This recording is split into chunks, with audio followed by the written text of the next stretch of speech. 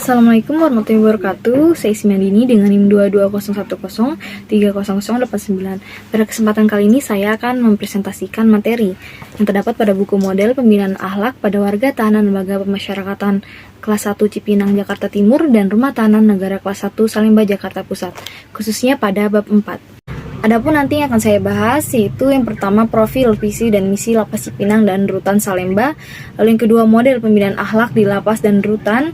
Lalu yang ketiga program pembelajaran di Lapas dan Rutan. Lalu pembahasan terakhir ini kelebihan dan kekurangan Lapas Cipinang dan Rutan Salemba. Latar belakang model pembinaan ini termasuk ke dalam pendidikan non-formal yang memiliki program-program pendidikan luar sekolah, dirancang berdasarkan jalur satuan jenis dan lingkup pendidikan luar sekolah. Yang dimaksud pendidikan luar sekolah di sini adalah pendidikan yang mencakup dan mengkaji pendidikan non-formal dan pendidikan informal menurut Undang-Undang No. 20 Tahun 2003 tentang Sistem Pendidikan Nasional. Pendidikan non-formal adalah jalur pendidikan di luar pendidikan formal yang dapat dilaksanakan secara terstruktur dan berjenjang. Pendidikan informal adalah jalur pendidikan keluarga dan lingkungan.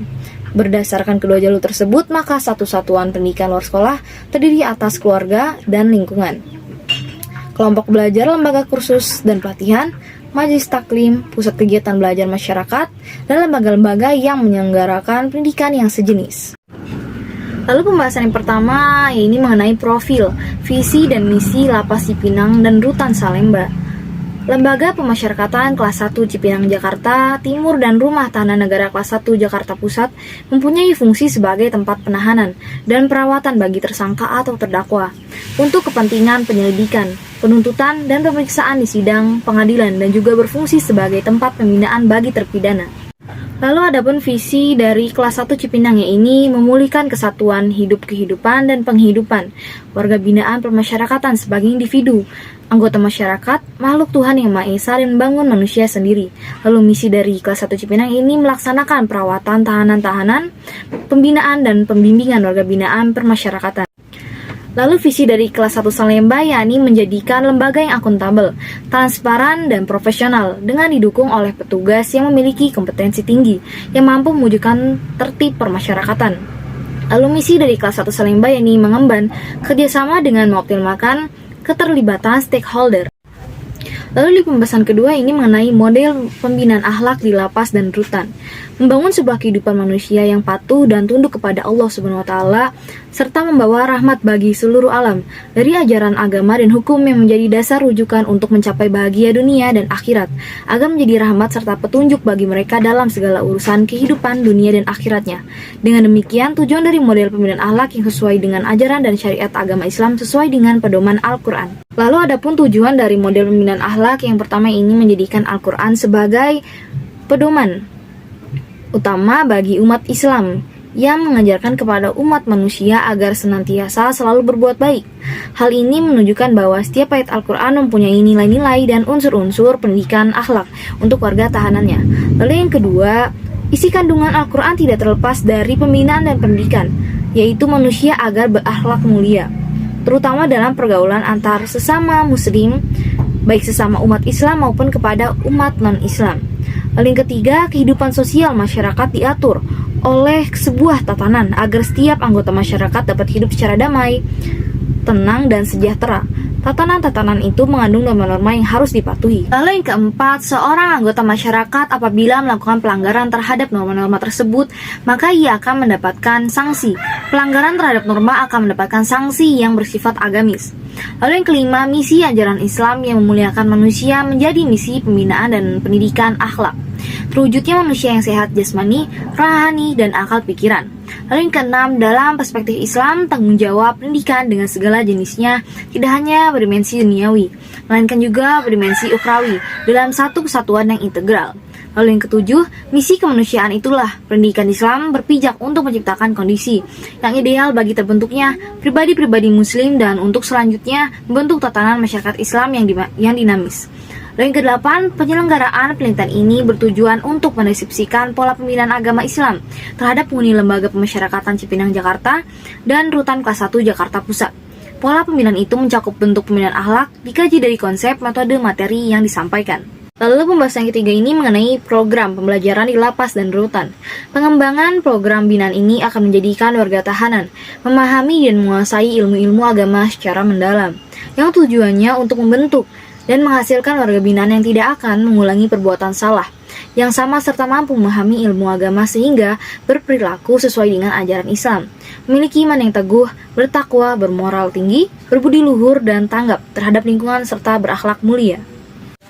Adanya program atau materi untuk Lembaga Pemasyarakatan Cipinang kelas 1 Jakarta Timur di Masjid Baitur Rahman adalah yang pertama, tausiah agama, yaitu penyampaian dalam proses pembelajaran dengan metode ceramah agama secara umum.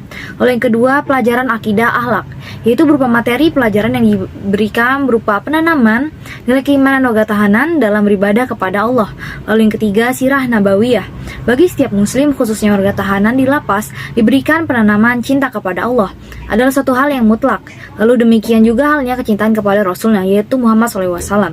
Lalu yang keempat, tafsir Al-Quran. Pelajaran tafsir ini berupa kajian yang sifatnya ayat Al-Quran dengan terjemahan bahasa Indonesia, kemudian dijabarkan bisa dengan per kata atau per ayat secara keseluruhan dengan menyampaikan secara global dengan makna ayat secara keseluruhan. Lalu yang kelima, zikir dan doa bersama. Metode zikir dan doa bersama ini yang bertujuan adanya inovasi pembelajaran untuk menghilangkan kejenuhan bagi warga tahanan dengan kegiatan rutinitas selama masa menunggu pembebasan. Lalu yang keenam, pengenalan huruf baca Al-Quran.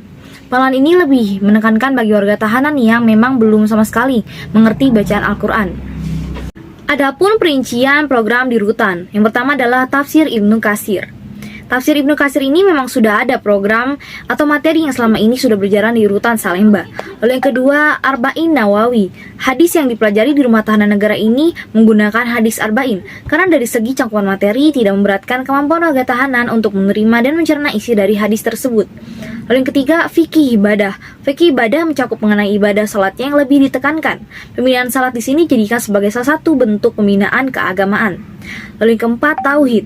Menanamkan suatu nilai keimanan kepada warga tahanan mengenai keyakinan bahwa seorang hamba memiliki kehendakan dan kemampuan dalam perbuatan ikhtiariahnya.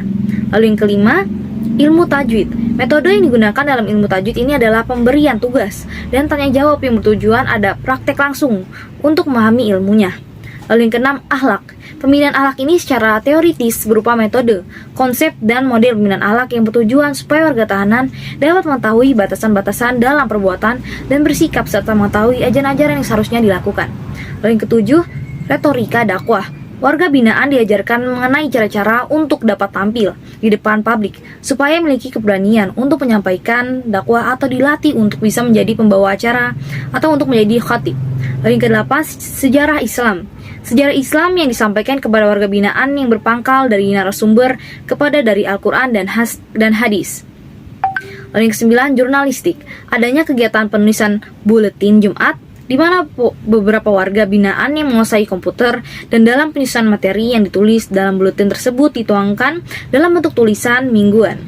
Lalu yang ke-10, manajemen kepemimpinan. Manajemen kepemimpinan ini bertujuan untuk membina warga tahanan dalam aspek kehidupannya sebagai kepala rumah tangga sehingga dapat menempatkan hak dan kewajiban.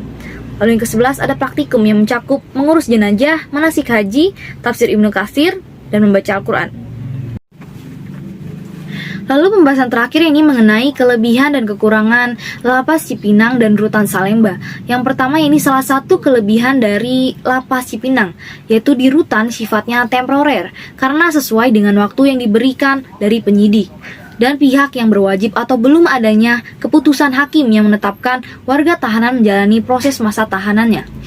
Salah satu kekurangan dari Lapas Cipinang yaitu program pembinaan yang disusun kurang maksimal, di samping metode-metode pembinaan yang kurang variatif dan inovatif dari penyuluh. Lalu salah satu kelebihan dari Rutan Salemba yakni bentuk pembinaan yang dilakukan sudah mencakup pemberian pengetahuan keagamaan, pemantapan sikap, dan pemantapan akhlak.